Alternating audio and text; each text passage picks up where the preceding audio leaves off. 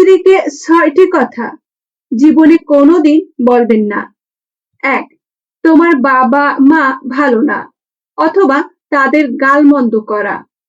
2. তোমাকে বিয়ে করে ভুল করেছি। 3. আমি কত টাকা ইনকাম করি তুমি জানো? এভাবে উপার্জনের অহংকার করা। 4. কোনো ছোটখাটো কারণে মুখের উপর বলে দেওয়া যে তোমাকে আমার ভালো লাগে না। 5. স্ত্রীর খাবার খাওয়া নিয়ে কথা বলা বা বিদ্রূপ করা। 6. স্ত্রীর সামনে কান্না করা।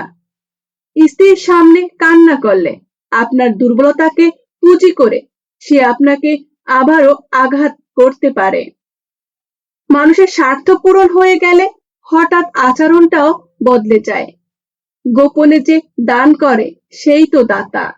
যে দান করার সময় ফটো তোলে সে তো বিজ্ঞাপন দাতা। পরিবারের সেই মানুষটাই একদিন হয়ে যায় দোষী, যে নিজের ভোগ বিলাসিতা ত্যাগ করে সবাইকে করেছিল খুশি। প্রয়োজন ফুরিয়ে গেলে কমে যায় ফোন, জিজ্ঞেস করলে বলে সে নাকি ব্যস্ত ভীষণ। যাকে তাকে পথ চিনিয়ে দিবেন না, পথ চেনা হয়ে গেলে আপনার পথে কাঁটা বিছিয়ে দেবে। কিছু মানুষ শরীর খারাপে নয়, অন্যর ভালো দেখলেও অসুস্থ হয়ে পড়ে। তুমি যেদিন থেকে ভালো থাকার কারণটা খুঁজে পাবে সেই দিন থেকে আর কেউ তোমাকে খারাপ রাখতে পারবে না। ভুল ট্রেনে যদি কখনো উঠে পড়ো তবে পরের স্টেশনে নেমে যাও, কারণ যত দূরে যাবে তোমার ফেরার কষ্টটাও ততটাই বাড়বে। আপন মানুষ বলতে আসলে কিছু নেই। আপনি যতটা সফল ঠিক ততটাই হবে আপনার আপন মানুষের পরিধি। তার কাছে কখনো সময়ের প্রত্যাশা করা উচিত নয়, যার কাছে তোমার জন্য ব্যস্ততার অজুহাত সব সময় প্রস্তুত থাকে। ভালোবাসা আর সময় চেয়ে নিতে নেই, এটা তো উপহারে পাওয়া জিনিস।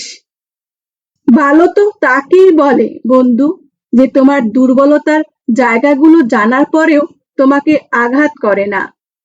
কখনো কখনো ঠোঁট হাসলেও মন হাসতে পারে না।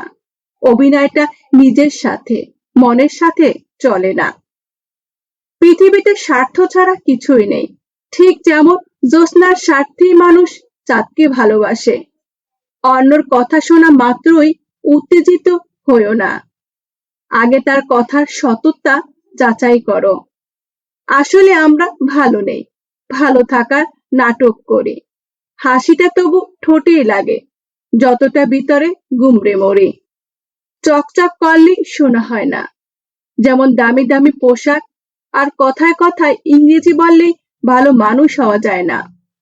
ক্ষমা তাকেই করুন যে অজান্তে ভুল করে, তাকে কখনো ক্ষমা করো না যে জেনে বুঝে বেইমানি করে। চরিত্র এমন রাখো যাতে রাস্তা দিয়ে বাড়ি ফেরা মেয়েটা তোমাকে দেখে ভরসা পায়, ভয় নয়। সম্পর্ক ভেঙে গেলে দুটো জিনিস থাকে, মায়া আর অনুভূতি। যেখানে অধিকার অস্তিত্বহীন সেখানে অভিমান করাটা নিতান্তই বোকামি। ছোট্ট একটা মিথ্যার জন্য অনেক বড় বিশ্বাস ভেঙে যায়। আমি বললাম প্রিয় জিনিসটা পেলাম না, আল্লাহ বলেন তুমি হয়তো এমন জিনিস পছন্দ করেছো যা তোমার জন্য অকল্যাণকর। কিছু মানুষের অভিনয় এতটাই নিখুঁত হয় যে আমরা ভাবি আমরাই তার প্রিয় মানুষ। বিশ্বাসঘাতককে গালাগালি না করে তাকে ধন্যবাদ দেন, কারণ সে আপনাকে মানুষ চিনতে শিখিয়েছে। মানুষ বড় রহস্যময়, সারাক্ষণ ভালোবাসলেও তা বুঝতে পারে না, কিন্তু একটু অবহেলা করলেই ঠিক বুঝতে পারে।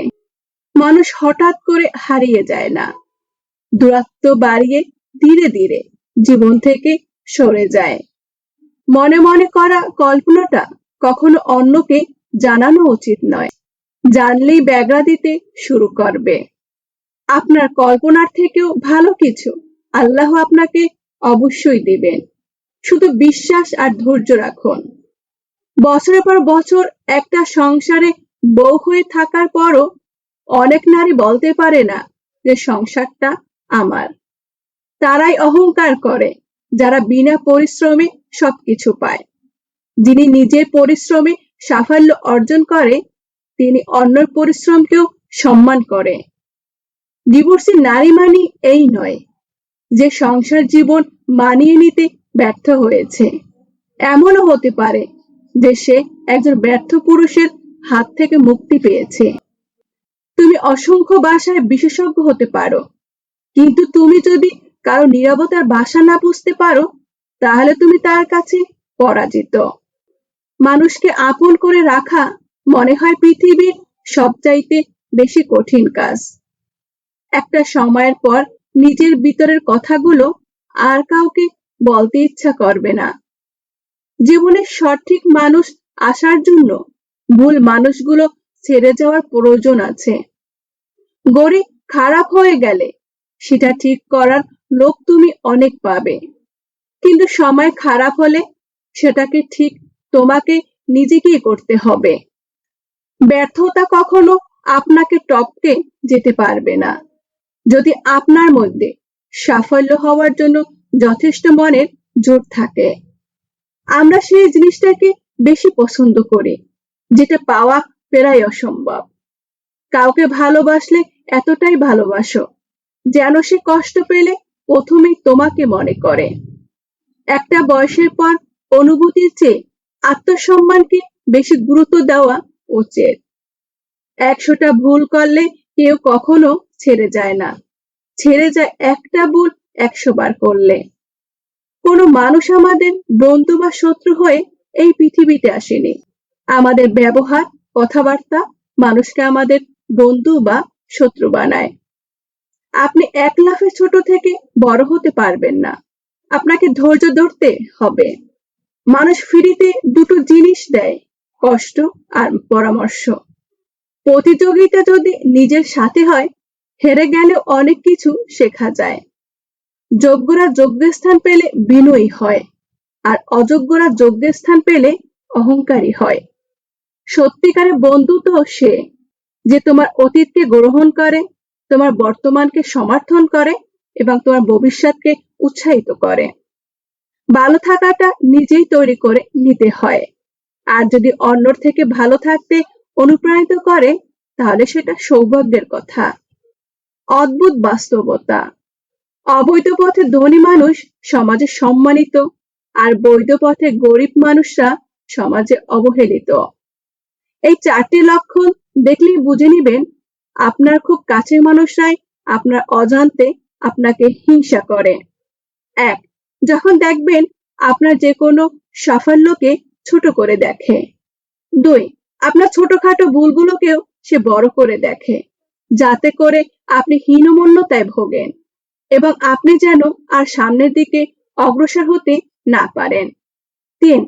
আপনি বড় কোনো পরিকল্পনা করলে সেটাকে নিরুৎসাহিত করে এবং এর ভালো দিকগুলো ছাপিয়ে নেগেটিভ দিকগুলোকে আপনার সামনে তুলে ধরার চেষ্টা করে।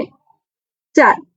এরা কোনো কারণ ছাড়াই মুখে মুখে আপনার প্রশংসা করে, কিন্তু পরোক্ষভাবে নিজেকে অন্যের কাছে বড় করে দেখানোর চেষ্টা করে। তবে আর যাই হোক, হিংসুকরা কখনো সামনে এগোতে পারে না। প্রকৃতপক্ষে এরাই বারবার পিছিয়ে থাকে। যে একবার বুঝে গেছে পেয়ে হারানোর শোক, সে আর কখনো চায় না নতুন প্রিয়জন হোক। তো বন্ধুরা, ভিডিওতে বলা কথাগুলো যদি তোমার জীবনের ন্যূনতম উপকার এসে থাকে তাহলে প্লিজ একটি লাইক করে দাও, আর এই ভিডিওটা তোমার রিলেটিভ, ফ্রেন্ডস সবার সাথে শেয়ার করো, কারণ ভালো জিনিস শেয়ার করাটাও একটা ভালো কাজ। ধন্যবাদ।